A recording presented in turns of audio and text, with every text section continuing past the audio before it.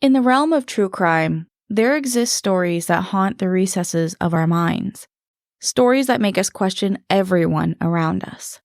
Everywhere Eom In-sook went, destruction was left behind her.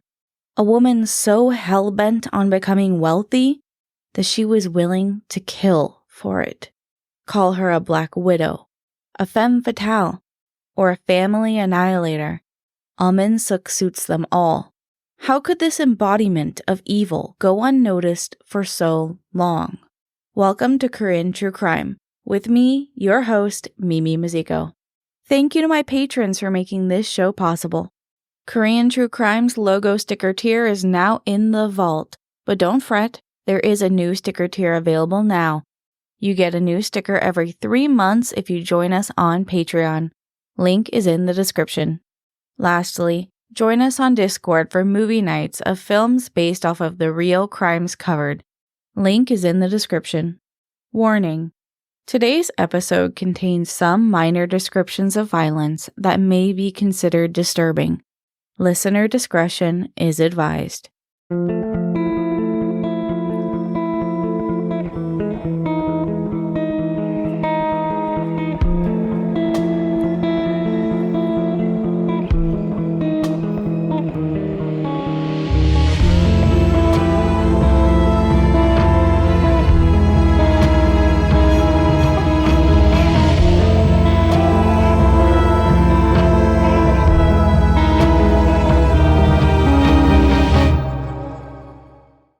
Eom In-sook, a woman whose life was marked by deception, greed, and a capitalistic thirst for a life she believed she deserved, no matter what the cost was. She was truly an evil woman. Eom In-sook was born on July 29, 1976, in the province of Gangwon-do. Her parents were hardworking, typical people, and In-sook was raised to know the meaning of hard work for what you have.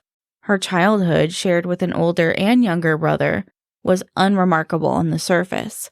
But despite her parents' efforts, she had an ambition inside of her that would stop at nothing. From a young age, In-sook displayed troubling behavior. As a high school student, she was caught extorting money from her peers, leading to her being transferred to a new school. This was just the beginning, though. Her disregard for others and unrelenting greed escalated when she drugged a friend with sleeping pills just to steal her credit card. This pattern of deceit and manipulation was just the beginning. At the age of 21, she started a job as an insurance agent, a role that suited her personality well. At this time, she met a man named Lee Jin-young, which is a pseudonym we can refer to him as. She met him in early 1997. Jin-young worked for a moving company and lived a modest but comfortable life. The two lovebirds started dating, and they soon knew they wanted to get married. However, In-sook's mother did not approve of their relationship, and Jin-young's parents thought he should wait before rushing into marriage. Because they both lacked the support of their parents, they married quietly and registered with the government, moving in together without a ceremony, on April 17, 1997. By November of that year, In-sook was pregnant and she had a baby girl with Jin-young the following July in 1998. Despite her life being perfectly adequate for someone to live happily with, In-sook was incredibly displeased with her marriage. She was stuck in a low-paying job, and Jin-young's work was grueling, but didn't pay much better than hers. Their financial struggles only worsened after their daughter was born, but Jin-young worked hard to provide for his family, while In-sook was sneaking behind his back to satisfy her materialistic desires. In-sook had quit her job as an insurance agent just 6 months after starting, and had shown her true side as a shopaholic. She had always wanted a life of luxury, and she knew she couldn't have it while she was with Jin-young. Money became a constant source of conflict in their relationship. In-sook's spending habits were out of control. She was buying luxury goods they couldn't even afford when her daughter's needs were being ignored. This financial strain began to take its toll as Jin-young told her that they needed that money for their daughter and she was being cut off. When their daughter turned 3 in February 2000, their lives changed forever. As their daughter played in their apartment building's hallway, she fell down the stairs. As she fell, she hit her head and died from a brain injury. A question floated around the situation. Did she fall? Or was she pushed? But no one, even Jin-young, knew the darkness and coldness in In-sook's heart. She played her role incredibly well.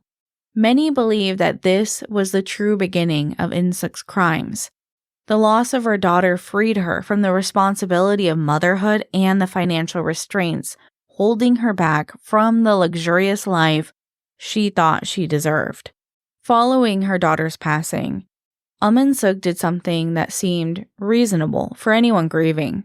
She signed herself and her husband up for 4 different life insurance policies. These policies covered everything from injuries to death. This might be suspicious, but it isn't that unusual for someone who just lost a loved one to ensure the rest of the family is insured or protected in case of an accident. With In-sook's background in life insurance, she understood these policies better than most. She was incredibly bright. In-sook was prescribed medication by her psychiatrist for depression, which included sedatives and sleeping pills. The loss of a child is a trauma that takes a very long time to heal if it ever does. But In-sook wasn't taking that medication because she didn't need it. She was stockpiling it. The next month, on April 1st, 2000, In-sook's cruelty would truly begin. She brought Jin-young a drink that she had laced with many of her sleeping pills, specifically 2 different benzodiazepine medications, lorazepam and alprazolam.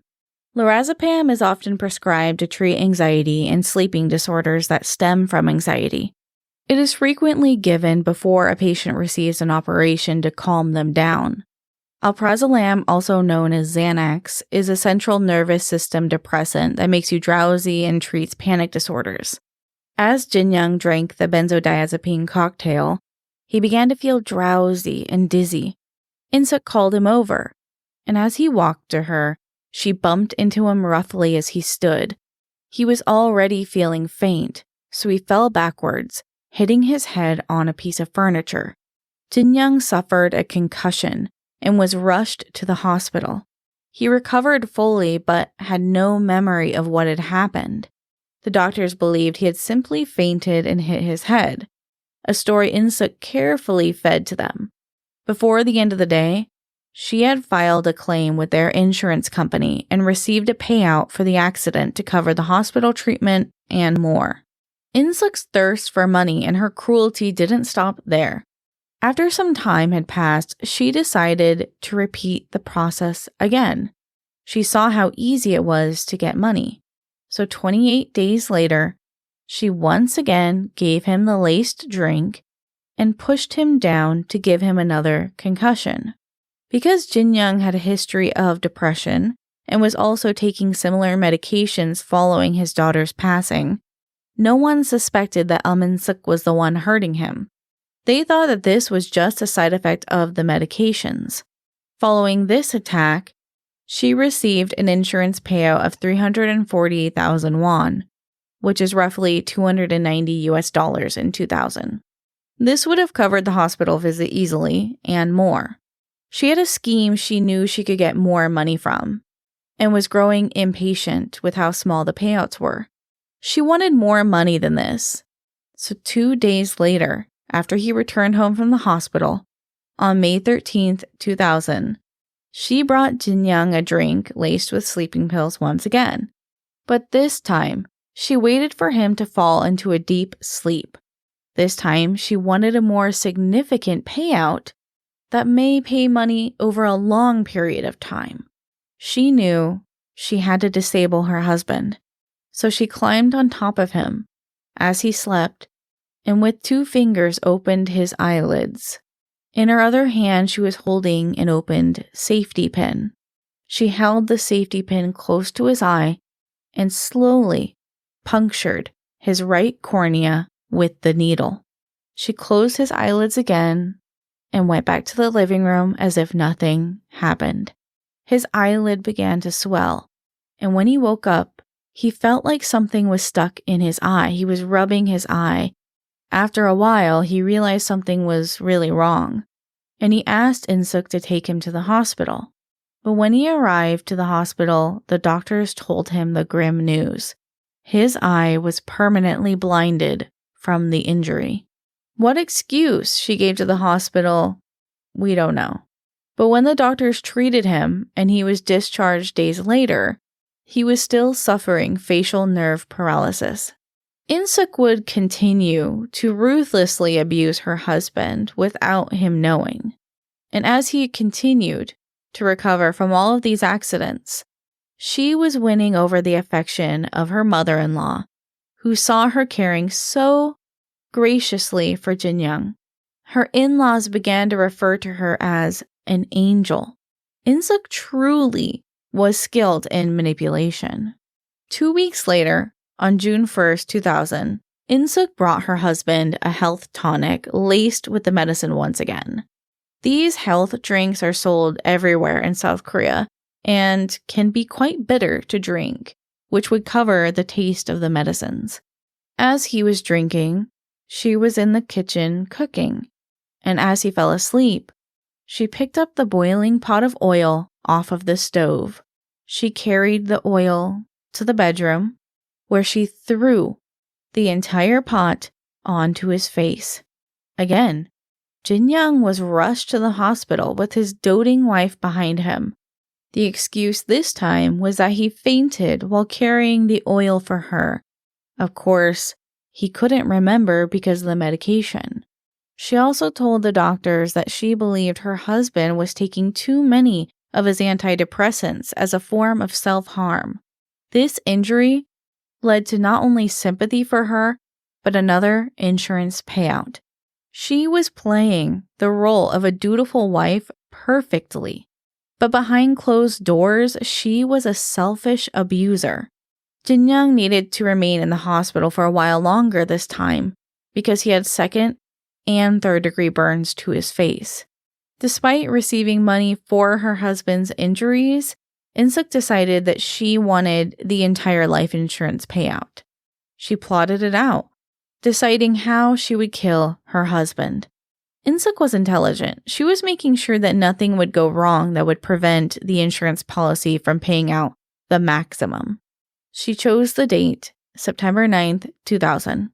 She once again gave her husband the laced drink, but this time, a much higher dosage. As the medication started to cause him drowsiness and confusion, she went to the kitchen and retrieved a knife. She wanted to stage a suicide, so she put the knife in his hand and closed his fist around it.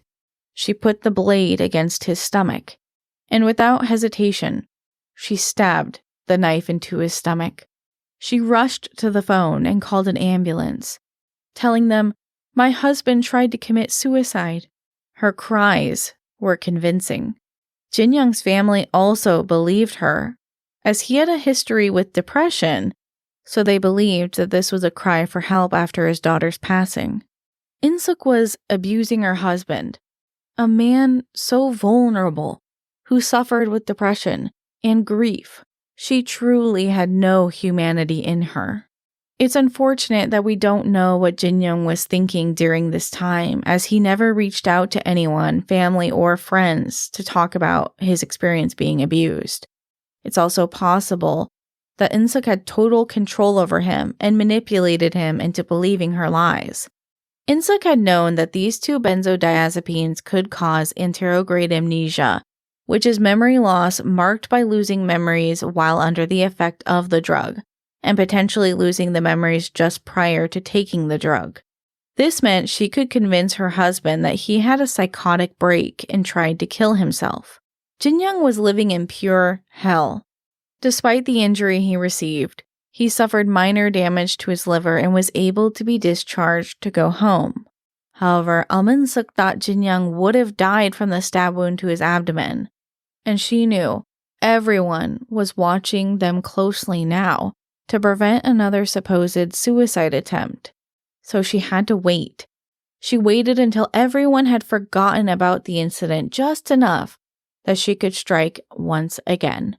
She played the loving wife, the mourning mother, and the angelic daughter-in-law once again. Everyone thought their lives went back to normal and was glad that Jin-young was feeling much better. That is, until January 15th, 2002. A year and a half later, at 4 o'clock in the morning, she gave her husband another drink laced with the benzodiazepines. In the meantime, she had studied where to insert the knife, this time to inflict the most lethal damage as he slept. She placed the knife in his hand and stabbed it into his upper abdomen, hitting his intestines. She called the ambulance in tears, pretending that her husband had once again attempted suicide. To her dismay, she had not killed Jin-young. He was rushed into surgery and required 3 weeks of recovery in the hospital, but he was okay. If Jin-young hadn't known it was his wife trying to kill him, I cannot imagine the psychological torment of believing you were losing your memories and trying to kill yourself without remembering why. In just his late 20s, it would be terrifying to believe that you were suffering from amnesia or dementia. He was discharged from the hospital, and as soon as he was, on February 3rd, 2002, Eom In-sook decided she would not fail again.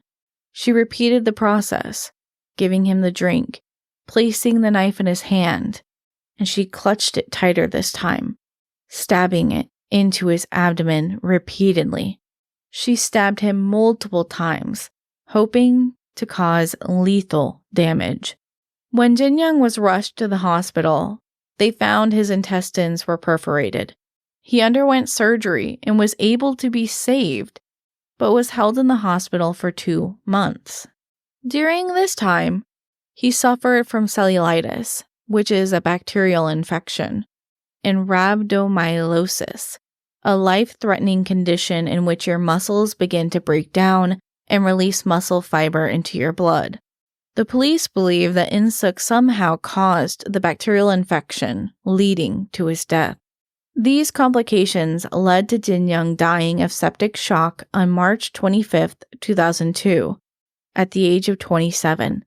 Jin-young suffered for 2 years at the hands of his wife, whose only motivation was money. In-sook got what she truly wanted. She received a total life insurance payout of 280 million won over 58 payments. This was roughly $240,000 in 2002. Her insatiable greed didn't end with Jin-young's death, however. Immediately following the funeral, she was looking for her next target. In-sook was 26 then, and started hanging out at nightclubs in Seoul, the very day of his funeral.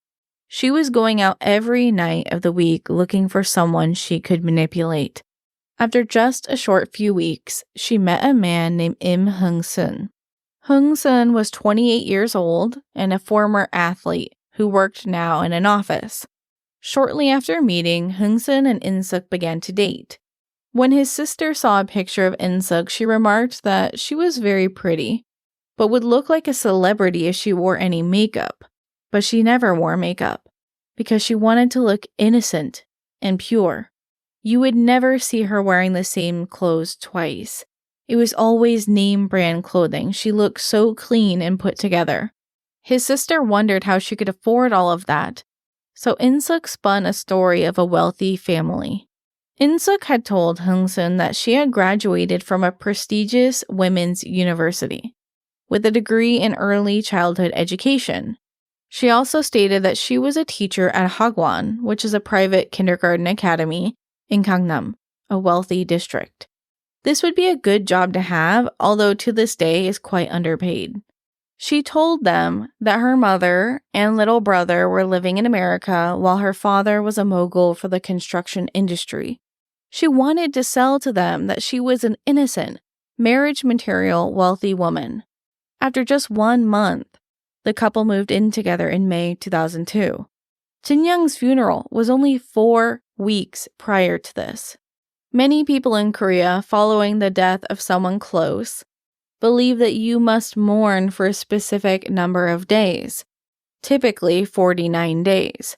She hadn't even waited 30 days to completely deny his existence to her new boyfriend.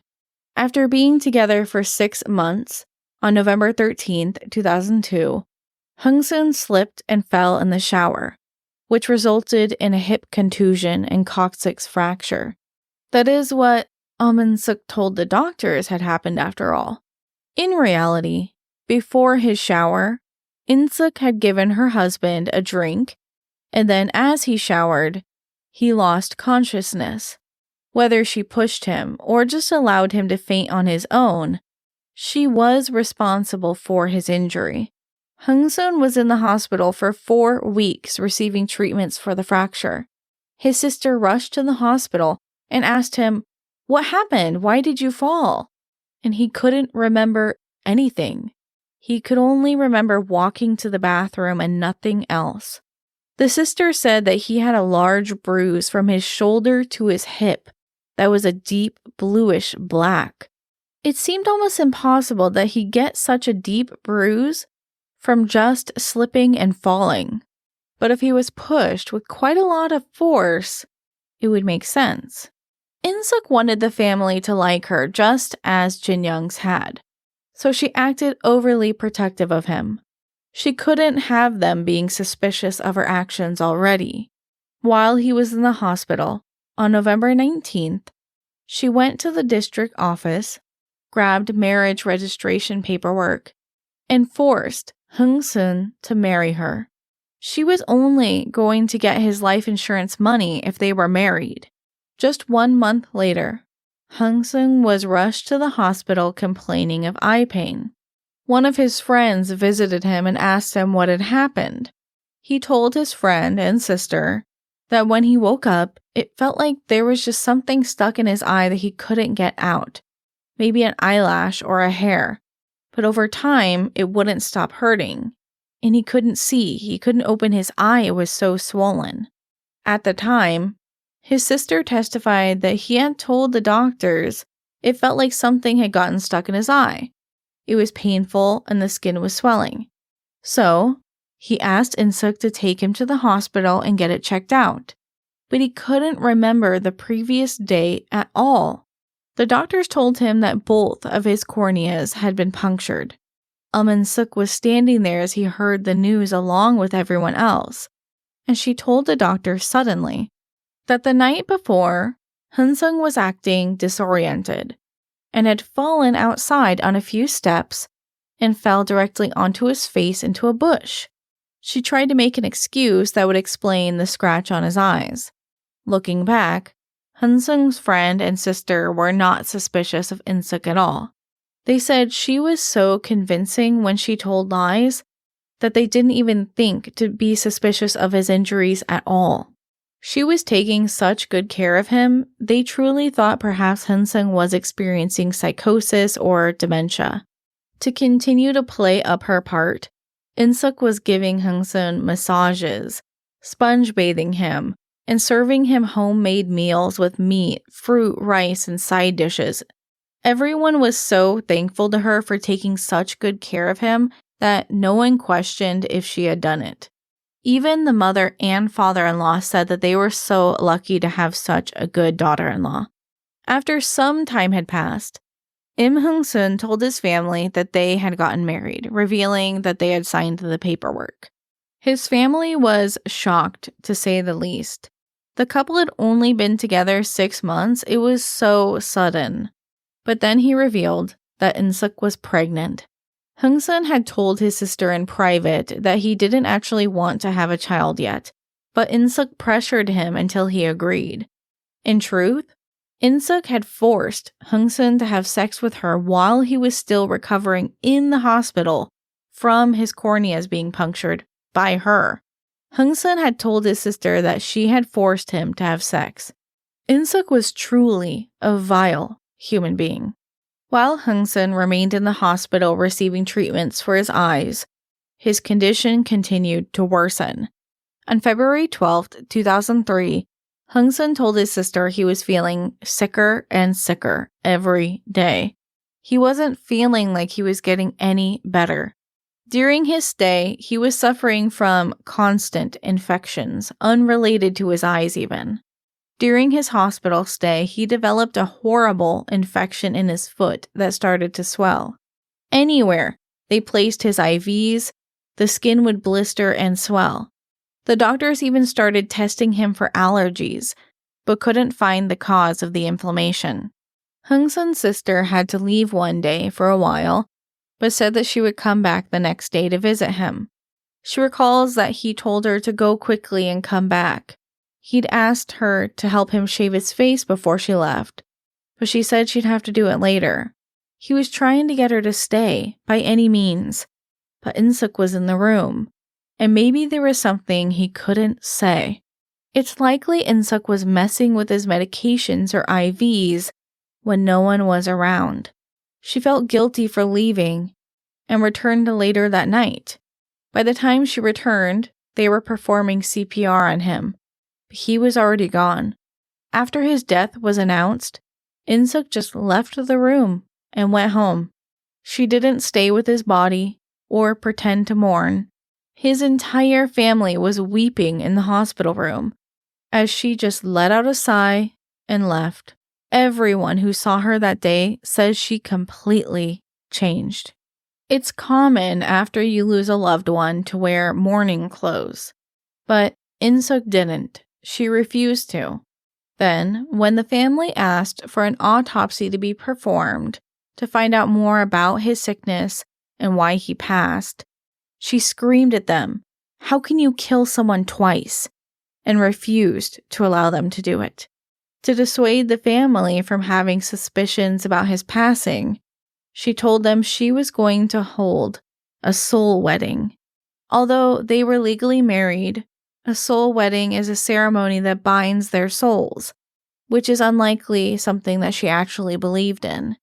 The family thought it was incredibly weird and kind of urged her to move on and start a new life, but she insisted.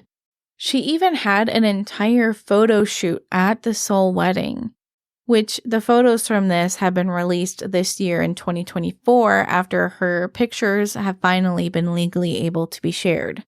Despite her efforts, the family did have the legal right to ask for an autopsy because they were concerned about medical malpractice at the hospital since he was constantly getting infections and wasn't really getting better from his injuries. When the autopsy was performed, they could not find the cause of death. There was really nothing they could do at that point. In-sook tried to completely cut off contact with them, but she was still pregnant and living in Hung-sun's house. The mother-in-law had visited her and tried to talk to her about her pregnancy. The mother-in-law asked her to terminate the pregnancy and just move on with her life.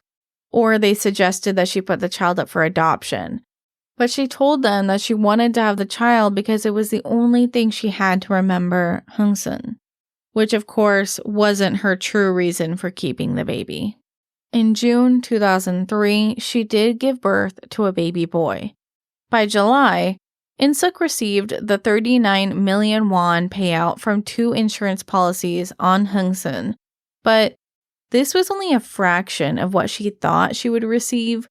The insurance company had said that they would pay out several million won, but he died from unknown reasons, which changed the insurance's payout. Following this, she returned to her hometown in Gangwon to live with her mother. In-sook was driven purely by financial motives, which makes it unsurprising that she set her sights on her mother as the next target. That month, when she moved back in with her mother, she greeted her with a facade of warmth and affection, while trying to figure out how to use her mother for monetary gain. In-sook hadn't spoken to her mother in years. Her mother didn't even know she'd been married twice. And suddenly, she shows up with a newborn in a suitcase. But it wouldn't even be a few weeks before In-sook decided that causing someone blindness was the best way to get an insurance payout and not be caught by the police. In-sook did to her mother what she had done to Jin-young and Hung-sun. On July 26, 2003, she gave her mother a pomegranate juice laced with the benzodiazepines. The tart juice was just enough to mask the taste of the medications, and a nice enough drink that people accepted it. With the drugs mixed into the juice, her mother accepted it and fell asleep. In-sook decided again to get the insurance money through blinding her mom, so she opened her eyelids, took a syringe needle this time, and pierced her mother's corneas. Her mother recovered from the injuries in the hospital, but was left with complete blindness in one eye and 80% blindness in the other. None of the victims or their surrounding friends and family knew about the other victims, so no one was able to see the pattern of strange injuries trailing behind In-sook everywhere she went, so she was able to continue the assaults without a care. In-sook continued to play the part of a dutiful daughter, caring for her mother now that she was disabled. Her ability to blend in was her greatest weapon. Her mother never really suspected In-sook of hurting her, but had told one of her friends, "My daughter is hurting me." But In-sook was always with her, patiently patting her mother on the shoulder, shaking her head and sighing, as she told everyone, "My mother sadly has dementia." In-sook is now the sole caretaker of her mother. She isn't just hurting the people around her physically, she's torturing them. Not only did they lose their eyesight, which has a mourning process and grief, but they are also gaslit by the very person who blinded them. And as she takes care of her mother, she has a careless demeanor, often being too rough with her or neglecting her entirely. 3 months later, In-sook calls her brother to have lunch together at the mother's house. He also hadn't been to visit her in a long while and agreed. The two of them were not close growing up, but her brother didn't dislike her. He came to visit when he had time off of work and they caught up. As they talked, In-sook was making them some alcoholic drinks. She stuck to her MO and mixed a handful of benzodiazepines into his drink. The medications were easily masked by the strong taste of alcohol. As he fell unconscious, In-sook went to the storage room to fetch a bottle of hydrochloric acid, which can be used for cleaning tiles and grout. She put on a pair of gloves and forced open his eyelids, just as she had done to the others. But this time, she inserted the syringe needle into his eyes and injected hydrochloric acid into his corneas. She let the cleaner burn his eyes for a while before cleaning off his face and waiting for him to wake up. Despite In-sook being the only person that her brother was with prior to being injured, he didn't question his injuries, and neither did the hospital. All of her victims would tell the paramedics they were only with In-sook prior to their eyes being injured, and yet she was never suspected of hurting them. The hydrochloric acid burned the conjunctiva of his eyes, which is the mucous membrane that covers your eyes and the inside of your eyelid. The inflammation worsened, leading to total, complete blindness in both of his eyes. Her brother remained in the hospital for months while he recovered. After 5 months, In-sook came to visit him. He felt like her entire demeanor was very different that day. As she made small talk, she began to fix his blankets and fluff his pillows. He felt her begin to tug on his IV tubing, and his gut told him something was very wrong. He grabbed the tubing and held onto it and yanked the blanket back from her. As he was panicking and trying to grab it out of her hands, in that moment, his view of his sister changed entirely. Her behavior was so suspicious, he knew something was wrong. She rushed out of the room and didn't return to him in the hospital again. What he didn't know was that she was holding a syringe filled with a bronchodilator that was typically used to treat asthma, but in an overdose situation can cause cardiac arrest or seizures. Regardless, He continued to believe that what had happened to him and his mother was possibly genetic. His health seemed to mirror his mother's. They both had memory lapses and constant fatigue, and they both suffered from blindness. Her brother moved in with the mother after In-sook agreed to take care of the both of them. He recalled that she was always bringing home those pouches of pomegranate vitamin juice from the pharmacy. In-sook told them that the pharmacist said it was great for their eyesight. As he recovered, In-sook was out apartment hunting. She didn't want to be a caretaker and was searching for a way to leave them. On January 9th, 2005, without her mother's knowledge or permission, she had sold her mother's apartment. All while she was living with her mother and brother, she was collecting their disability and insurance checks. She made a plan for what to do once the end of the month came and her mother and brother were going to be forced to vacate. She hadn't even told either of them that they would be moving the very next day. Her brother was still quite suspicious of her, and he was a smart man. He realized that every time him and his mother were given the pomegranate juice, they would kind of lose their memories and just feel a lot of fatigue for the rest of the day. That day, In-sook had invited over their younger brother as well to spend some time together. But the older brother had an idea. When she brought them all juice, he told her this time, "No thank you, I don't want any. I just want some water." This really upset In-sook, so much so that she forced the juice in his hand and yelled at him, calling him ungrateful. He held the juice and could smell the medicine poorly mixed into it, which confirmed his suspicions. His plan was to very slowly sip the juice, hoping that the medicine would settle at the bottom. He set the pouch down after drinking some and went to the bathroom to avoid drinking any more.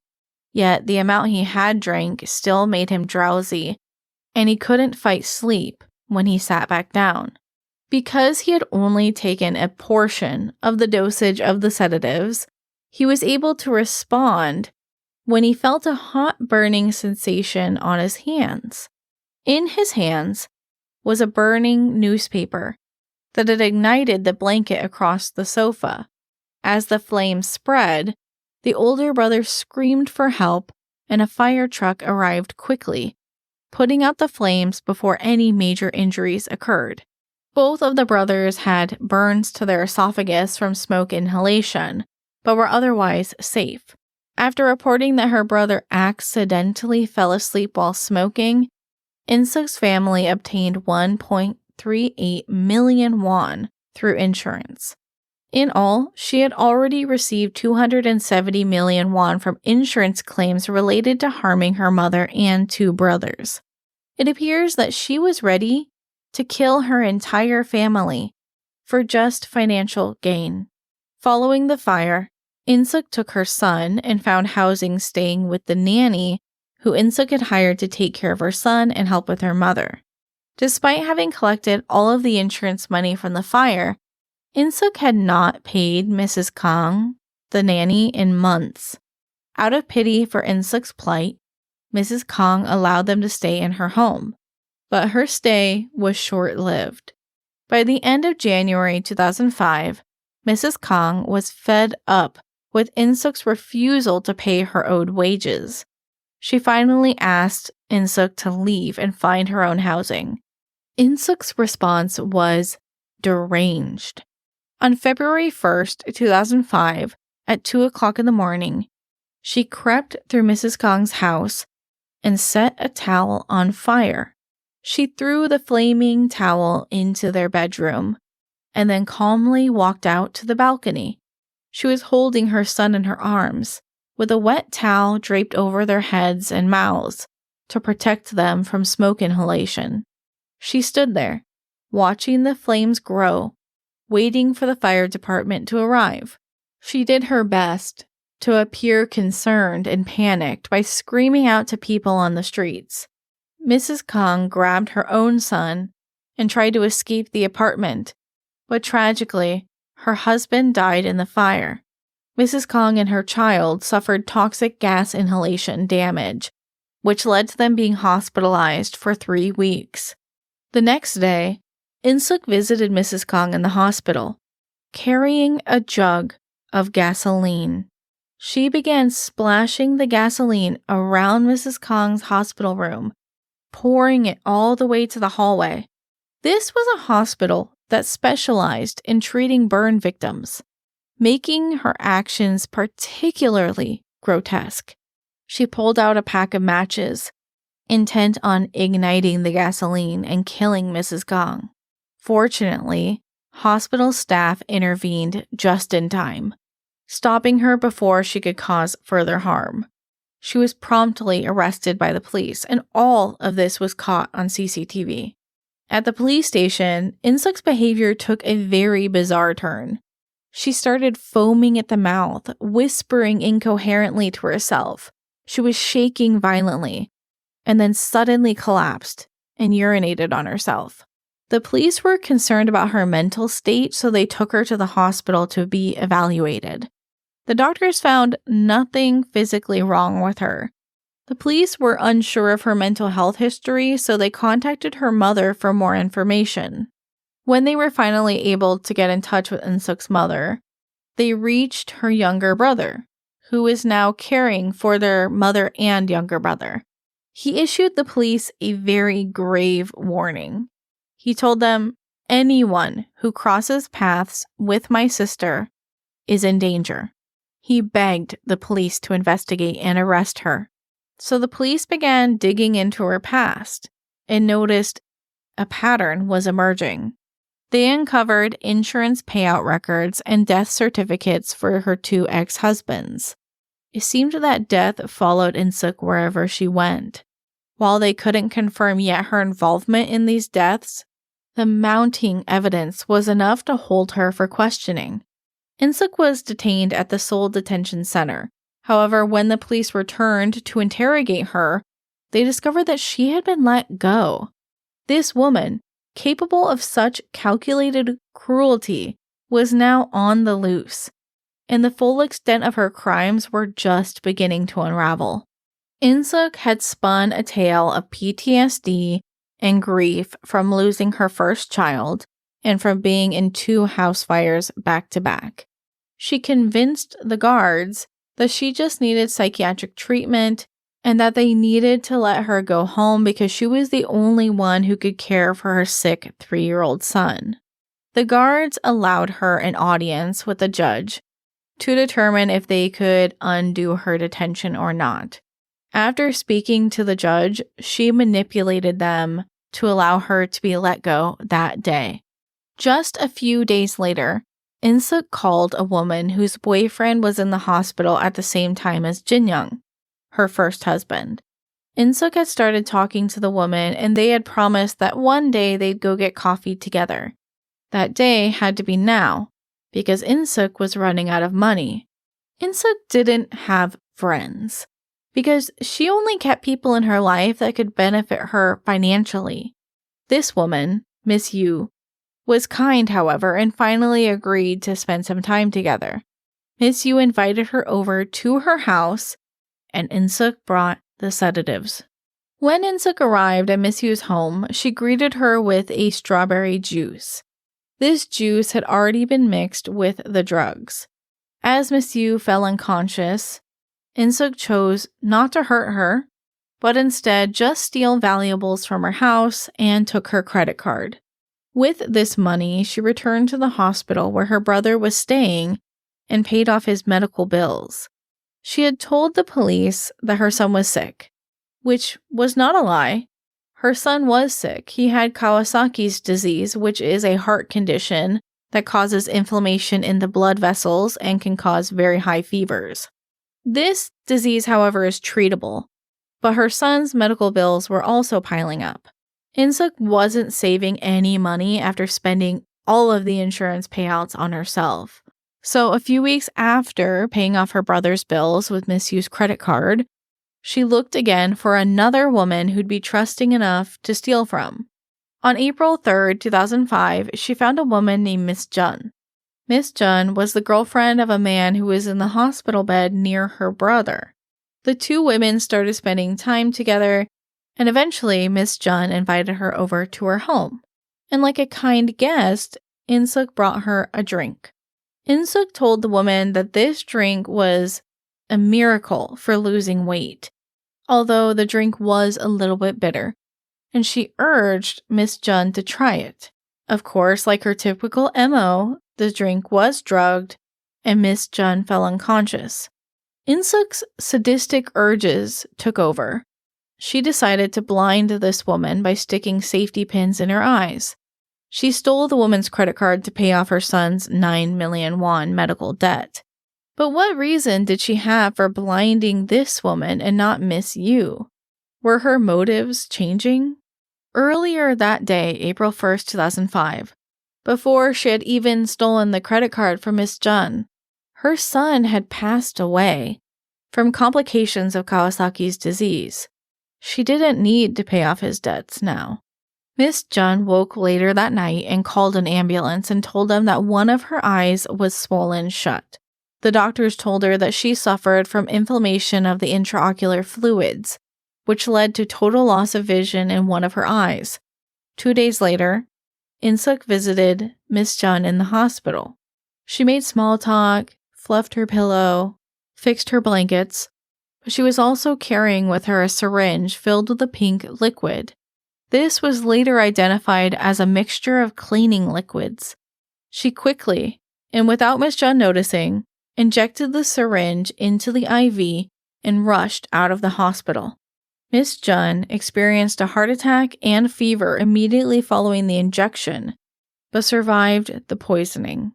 In-sook would return the next day and the day after that to inject the poison into her IV 2 more times, each time causing 2 more heart attacks. And she wasn't caught. The doctors couldn't explain the sudden heart attacks. 12 days later, the police apprehended Eom In-sook and arrested her as she was on her way to meet another potential victim. The police immediately confronted her with all of the evidence that they had amassed against her.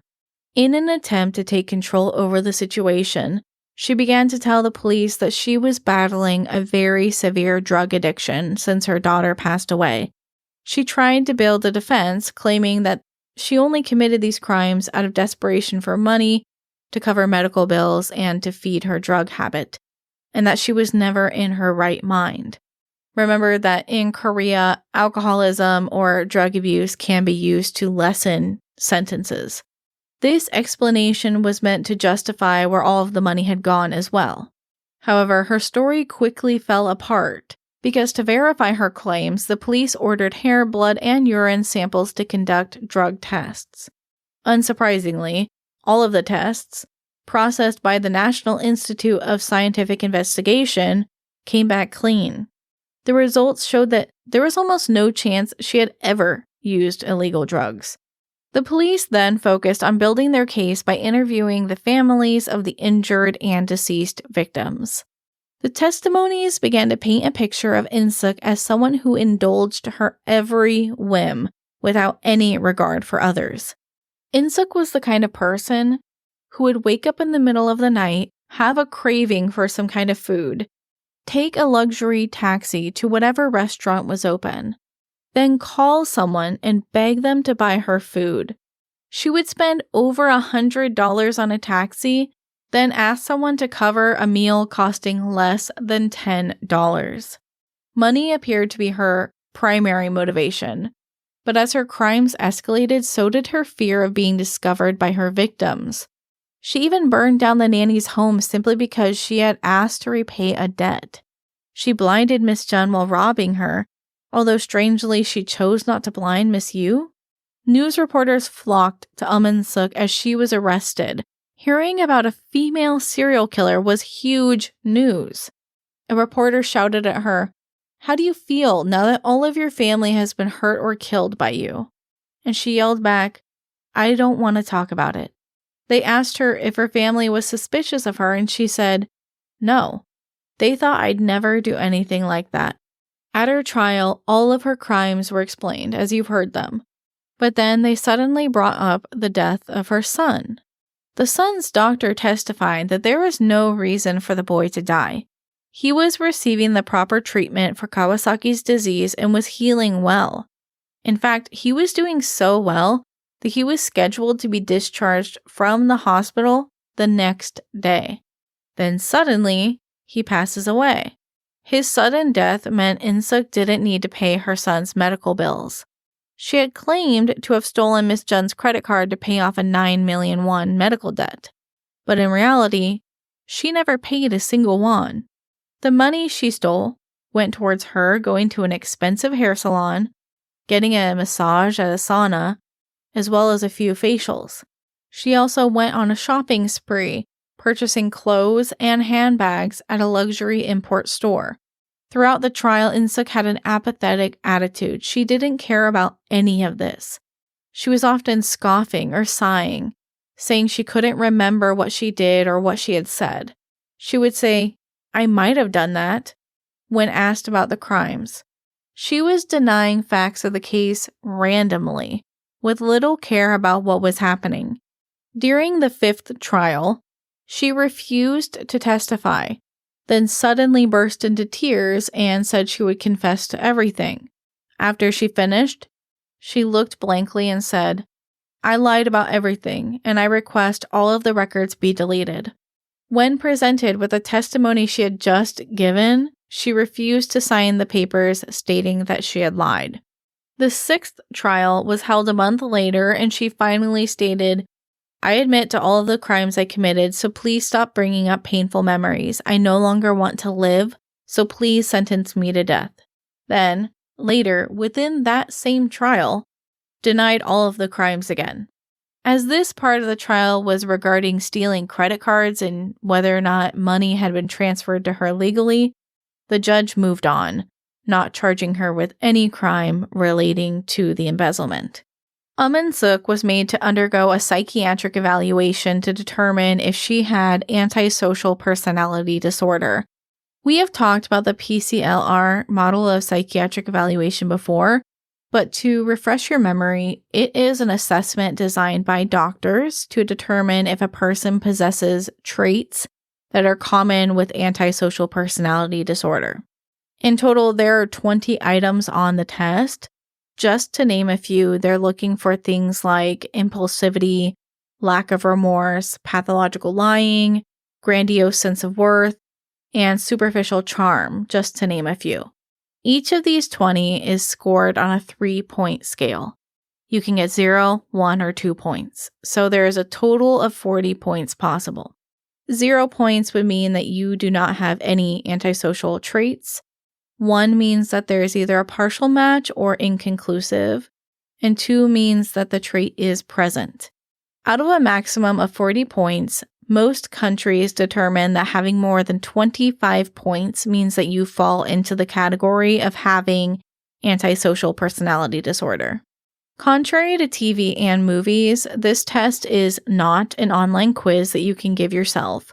These questions and scenarios are self-reported and answered, but they are administered by a trained doctor who is not only making assessments based off of your answers to the question, but also your body language, how inconsistent you are when asked the same question with different words, and various other factors. Not every serial killer scores high on the test, but antisocial personality disorder is marked by personality traits that most killers possess, like having no remorse or empathy.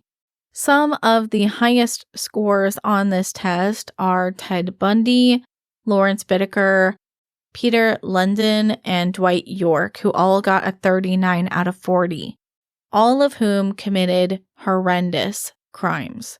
However, there are other criminals, such as Jeffrey Dahmer, John Wayne Gacy, and Gary Ridgway, who scored below 30, which is the United States cutoff for antisocial personality disorder.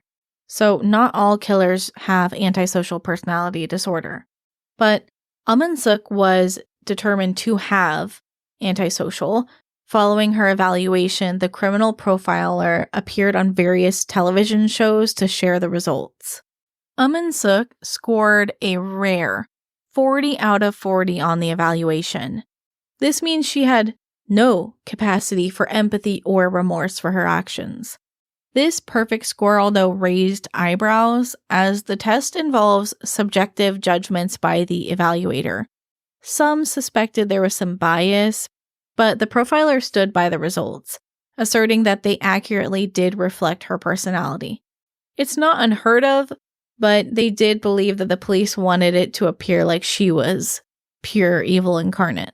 Her mental illness was, however, not considered insanity due to her complete ability to comprehend consequences of her actions, regardless if she actually cared about those consequences.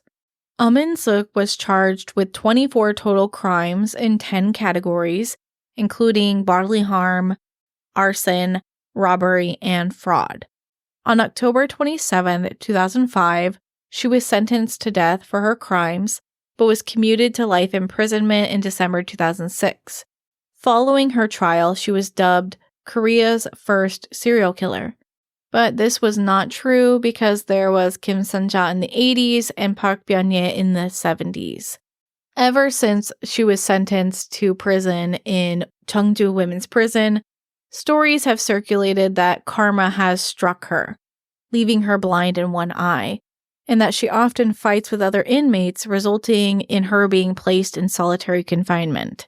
Professor Lee Soo-jung, a criminal psychologist, shared insights with SBS regarding Eom In-sook's case post-sentencing.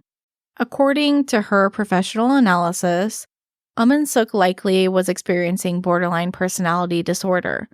Data indicates that borderline personality disorder is more frequently diagnosed in women, whereas antisocial personality disorder is more commonly diagnosed in men. Both fall under cluster B personality disorders and share similar traits such as impulsivity, inappropriate emotional response, and relationship instability. However, ASPD is characterized by a lack of empathy and remorse, a symptom not found in borderline personality disorder. Individuals with borderline personality disorder often exhibit intense concern, even obsession, about how they're perceived by others due to common attachment issues. This could be an explanation of why In-sook was so concerned with being perceived as the perfect angelic daughter-in-law. She spent so much time and effort trying to make sure that people perceived her as someone who would never do harm to others. Eom In-sook remains in Cheongju Women's Prison to this day, but she will be up for parole this year, but her hearing has not yet happened. Thank you for listening to today's episode. Remember, you can join us on Discord for free movie nights.